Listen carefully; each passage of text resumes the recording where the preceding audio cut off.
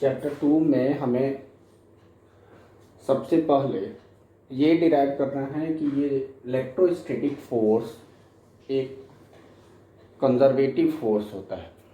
और class 11th में conservative force derive करने का तरीका ये था कि work done by conservative force does not depends on path followed और work done in a close path by conservative force is equal to 0 होता है। तो कोई एक या दोनों हम वेरीफाई कर सकते हैं by taking a point charge on the origin of coordinate axis. हमने एक पॉइंट चार्ज लिया Q, जिसके कारण यहाँ पर रीजन में 3 डायमेंशनल रीजन में इलेक्ट्रिक फील्ड जनरेट हुई। उस इलेक्ट्रिक फील्ड में एक चार्ज हम ले रहे हैं Q0। Q0 को हम A पॉइंट से B पॉइंट तक ट्रांसफर कर रहे हैं through any arbitrary path AB। किसी भी आर्बिट्रेरी पाथ से ट्रांसफर करते समय किसी पॉइंट मान लीजिए P पर ये Q0 चार्ज है जिसका कि पोजीशन वेक्टर R है। एक जनरल पॉइंट हमने बीच में ले लिया। उस समय यहाँ पर इलेक्ट्रिक फील्ड E होगा due to this Q which will applied force on Q0 along the line joining the origin, that means position of charge Q to the point P where Q0 is present at that instant.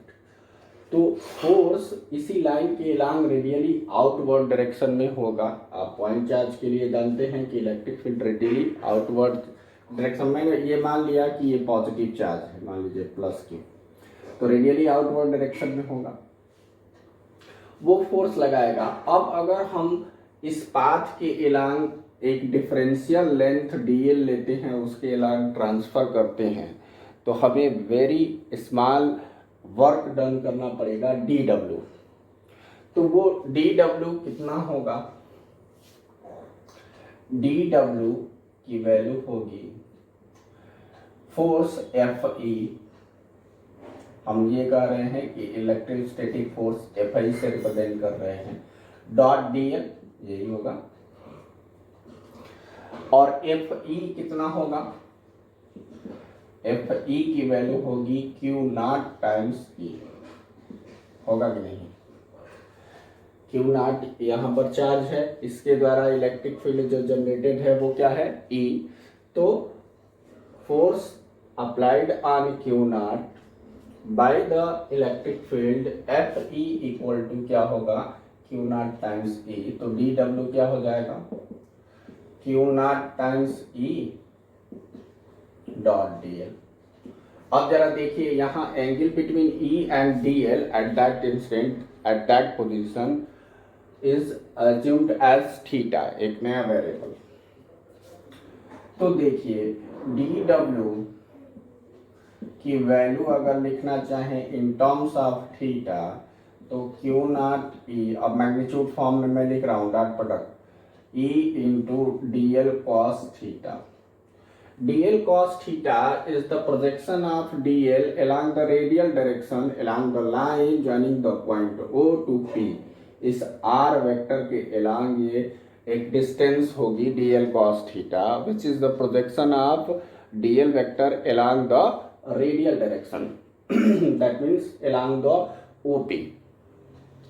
तो उसको मैंने dr assume कर लिया, क्योंकि r के along है तो r के टर्म में हमें उस डिस्टेंस को एज्यूम करना पड़ेगा। तो इसको हमने क्या ले लिया? dr।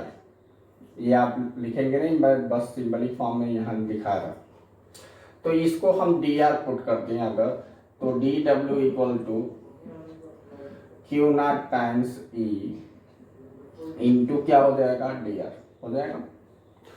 अब इसको मान लिया इक्वेशन नंबर 1। आप जानते हैं कि इसके लिए इस Q चार्ज का इलेक्ट्रिक फील्ड की वैल्यू एट पॉइंट P का एक्सप्रेशन क्या होगा? कूलॉम्स लॉ के बाद आप लोगों ने इलेक्ट्रिक फील्ड का expression for point charge derive किया था। तो आर डिस्टेंस पर हमें इलेक्ट्रिक फील्ड का एक्सप्रेशन यहाँ यूज करना पड़ेगा। E इक्वल टू क्या आएगा, क्यू अपान 4πε0 आर स्क्वायर, ये मैग्नीट्यूड है कि नहीं, ये मैग्नीट्यूड होगा। इस इलेक्ट्रिक फील्ड की वैल्यू को हमें यहाँ पुट करना होगा। तो डी डब्ल्यू की वैल्यू क्या होगी, hence as E equal to this much. Along क्या होगा, इसका डायरेक्शन क्या होगा, हम डायरेक्शन भी लिखते हैं एलॉन्ग ओपी, होगा कि नहीं। अब इस E की वैल्यू हेंस डी डब्ल्यू equal to q not times q up q, अब क्यू नॉट ये एक साथ लिख देते हैं, मल्टीप्लाई हो जाएगा अपान 4πε0। हम ये अज्यूम कर ले रहे हैं कि रीजन में क्या है, एयर या वैक्यूम है, 1/r² dr, ये मिला हमें एक्सप्रेशन डी डब्ल्यू की वैल्यू। तो net work done in transferring the charge from point A to B can be calculated by integrating the d डब्ल्यू from r A to r B. इनके positions के term में अगर इंटीग्रेट कर दें तो हमें नेट वर्क डन मिल जाएगा। तो हम क्या करेंगे, हम इंटीग्रेट करेंगे इस डी डब्ल्यू को from position of point A to position of point B. तो आप इंटीग्रेट कर दो सिंपली, क्या, तो हमें लिखना होगा W equal to integral d डब्ल्यू इक्वल टू इंटीग्रल, अब देखिए इसमें जो कांस्टेंट है उसको बाहर में ले रहा हूँ, क्यू नॉट अपान 4πε0, इतना क्या है कांस्टेंट, आर चेंज हो रहा है, हर एक पोजीशन पर आर चेंज होता रहेगा। तो इसी को इंटीग्रेट करेंगे 1/r² dr from r A to r B, ठीक। तो ये डब्ल्यू ए बी होगा, है कि नहीं,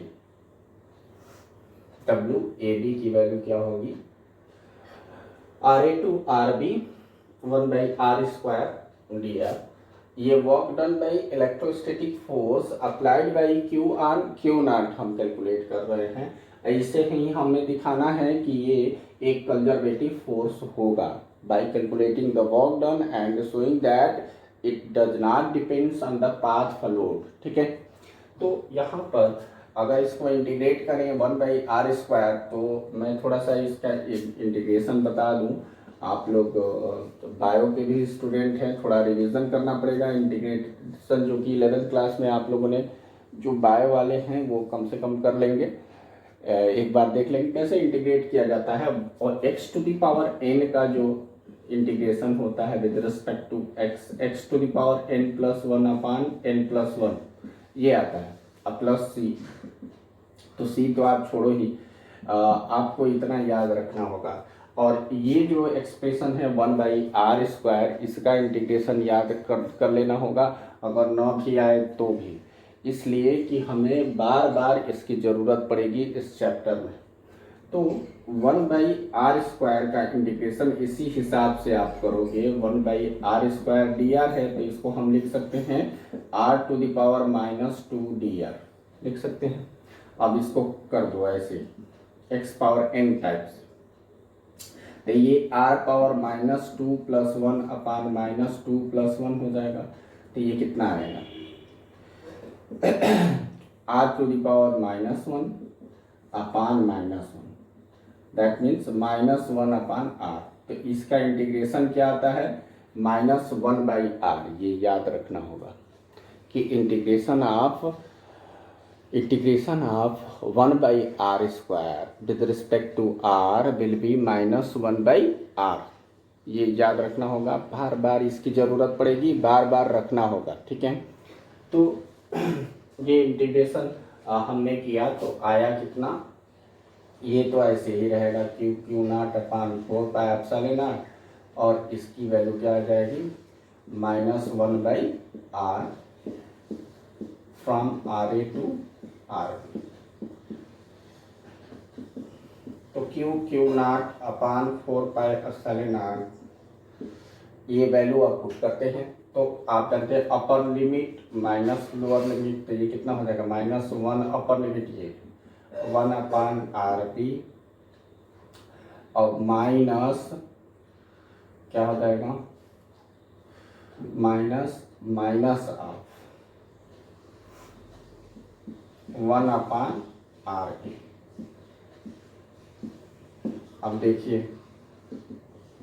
Q not upon 4 pi epsilon not, ये क्या आ जाएगा, ये माइनस माइनस प्लस हो जाएगा आर ए वाला, और आर बी क्या रहेगा नेगेटिव, तो 1 अपान आर ए माइनस 1 अपान। ये देखिए work done only depends on the initial and final position of Q not, does not depends on the path followed. किस पाथ से हम ले गए ए से बी, इस पर डिपेंड नहीं कर रहा है, उसके पाथ के लेंथ पर डिपेंड नहीं कर रहा है, only depends on the initial position and final position of the charge q naught. That's why we will say that it does not depends on the path followed, hence it is conservative। ठीक है, एक चीज और, आप एक loop में अगर मान लीजिए कि B से A तक लाते हैं किसी और पाथ से इसी चार्ज को, तो बस इसी कॉन्सेप्ट में हम जो इंटीग्रेट किए हैं उसमें position from r A to r B की जगह r B to r A put करते हैं, r B to r A, तो हमें जो मिलेगा एक्सप्रेशन वो बी से ए तक लाने का वर्क डन मिलेगा। तो अगर इसी इंटीग्रेशन में हम जो पुट किए हैं, अब मैं एक लूप में वर्क डन फाइंड करना चाह रहा हूं, तो जाहिर सी बात है जो वर्क डन हमने फाइंड किया है और जो वर्क डन बी से ए तक लाने में वर्क डन आएगा, उन दोनों का सम क्या होना चाहिए 0, क्योंकि एक लूप में work done by conservative force क्या होता है 0। तो जरा उसको भी कर लेते हैं कि इस इंटीग्रेशन को जो W हमने कैलकुलेट किया है उसको q not upon 4 pi epsilon not 1 by r square d r को कहाँ से कहाँ तक, आर बी से आर ए तक इंटीग्रेट कर लेते हैं। तो ये क्या मिलेगा q not upon 4 pi epsilon not minus 1 by r, यहाँ क्या आ जाएगा r B to r A. Expression में फर्क आएगा क्या, तो ये कि यहाँ पर आर बी पॉजिटिव हो जाएगा, 1 by R B minus 1 upon R A आएगा।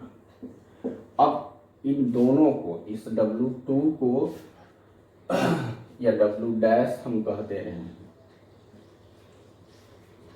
ये क्या है work done in transferring the q not charge from B to A। तो B टू A ट्रांसफर करने में वर्क डन ये आया, और A टू B ट्रांसफर करने में वर्क डन ये आया। तो दोनों का सम अगर कैलकुलेट करें W A टू B मतलब W प्लस W डैश करें तो ये क्या आना चाहिए 0। देख लेते हैं आता है कि नहीं। दोनों में Q not upon 4 pi epsilon not तो कॉमन है, और एक में है 1 upon R A minus 1 upon are B, एक में है 1 upon are B minus 1 upon R A. इनको सम करें तो देखिए ये 1 upon R A 1 upon are B ये कैंसिल हो गया, 0 आ गया, तो ये क्या हो जाएगा 0। तो नेट वर्क डन क्या आ गया in through a close loop 0। तो ये क्या होगा, कैसा फोर्स होगा, it is a conservative force. तो ये प्रूफ करता है कि इलेक्ट्रोस्टैटिक फोर्स क्या होता है कंजर्वेटिव। अब नेक्स्ट वीडियो में मैं शुरू करूँगा पोटेंशियल।